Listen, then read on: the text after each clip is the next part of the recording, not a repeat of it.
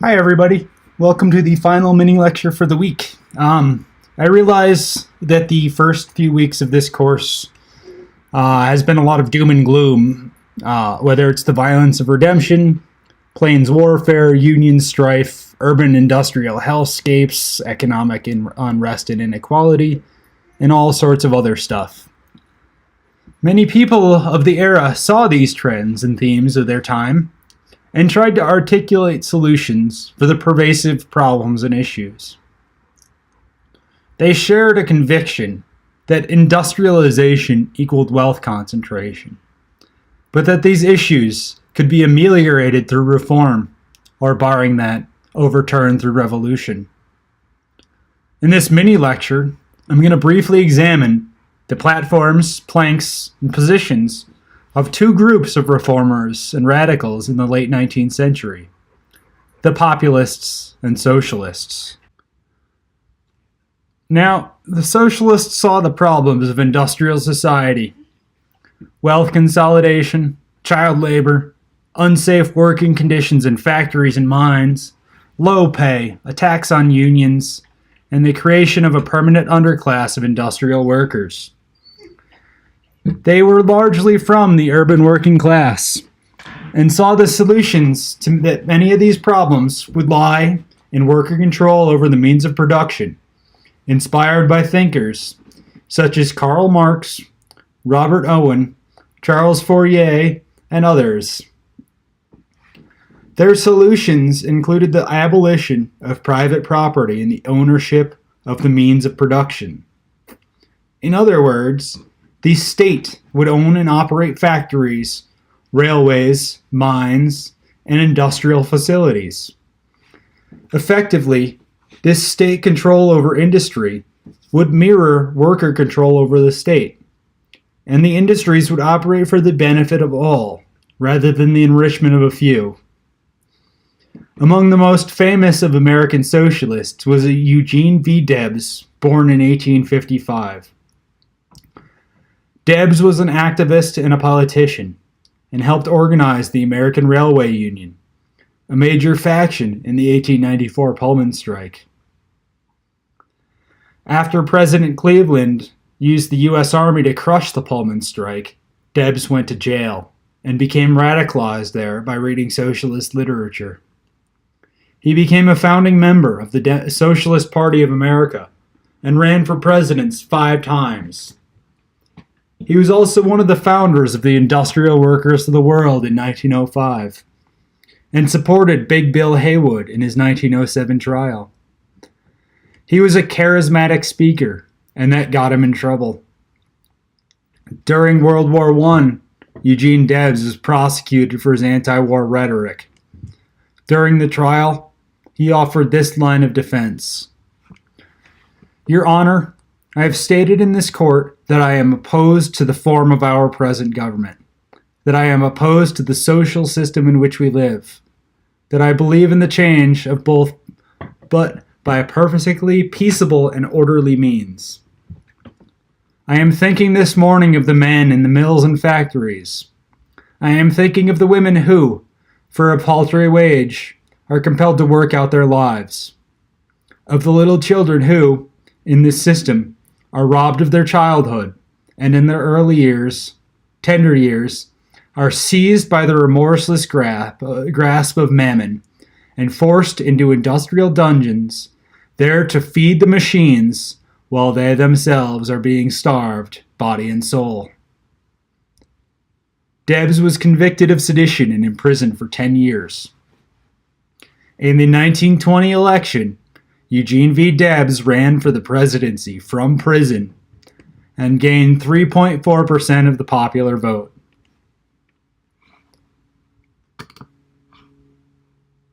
If the socialists were on the revolutionary end of the spectrum, the populists were on the reform end. They were predominantly rural farmers and silver miners in the West, a rather odd coalition. They were also frequently mocked, disparaged, and marginalized, but were among the most influential outside or third-party political movements in U.S. history. And perhaps my favorite political quote comes from a populist organizer named Mary Elizabeth Lease, who said, "Let's raise less corn and more hell." Populists saw the problems of the era, including the fact that the railroad monopolies could set freight prices, which gouged the farmers of their profits. These high freight prices made agricultural prices and profits fall, which impeded further agricultural profitability. Without this profitability, banks were reluctant to extend credit to farmers, as they realized that the farmers would have trouble repaying their loans with the prevailing low crop prices. These increased food prices, due to crop supply issues and railroad freights, led the urban working class to resent the farmers for charging prices over which they had no control. And there was also a shortage of money, privileging creditors over debtors. The Populists offered realistic solutions to the problems of the era. First, they wanted to nationalize the railroad to reduce freight prices and operate the lines for the benefit of all, including the farmers. There would also be state-run granaries and train depots in order to help regulate agricultural prices and supply. Second, free silver. This clunky slogan carries a lot and needs a little bit of unpacking, but it offers a solution to problems 2, 3, and 5. The idea was to make silver a co-equal form of currency with gold, but at a lesser value. What this would do would be to increase the monetary supply, allowing for more money to float around in the economy and favoring the debtors. But it would also help employ out-of-work silver miners in the Rocky Mountains, who were a major part of the populist coalition. Third, they wanted to create a sub-treasury for grain loans to farmers.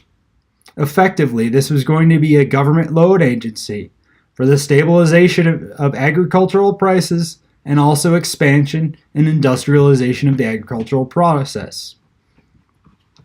4. Populists advocated for the 8-hour workday for industrial labor, but also extending protections for workers against private police agencies such as the Pinkerton National Detective Agency. They also pushed for political reform. We still have a lot of legacies of the populist platform in our political system today. When you vote in November, consider the fact that you'll be voting on a secret ballot. Nobody knows who you're going to vote for. This was not always the case, and we have the populists to thank for this.